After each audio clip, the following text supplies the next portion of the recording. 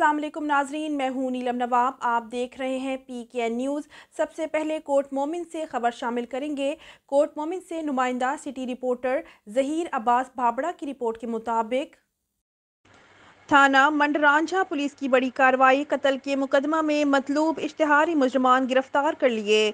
DPO Sargodha Mohammad Tariq अजीज की हिदायत पर जराइम पेशा अफराद के खिलाफ कार्रवाई करते हुए SHO थाना मंडरांझा इंस्पेक्टर मोहम्मद नवाज जफरलाली ने अपनी खसूसी टीम के हमरा रेड करके पुलिस को कत्ल के मुकदमा में मतलूब कैटेगरी A के इश्तिहारी मुजरमान मोहम्मद नवाज वल्द शान अली और खुरम शहजाद वल्द मोहम्मद नवाज अकवाम हरल सकनाई गुल्लापुर को गिरफ्तार कर लिया है। गिरफ्तार मुजरमान के खिलाफ बाकायदा कानूनी कार्रवाई शुरू कर दी गई है।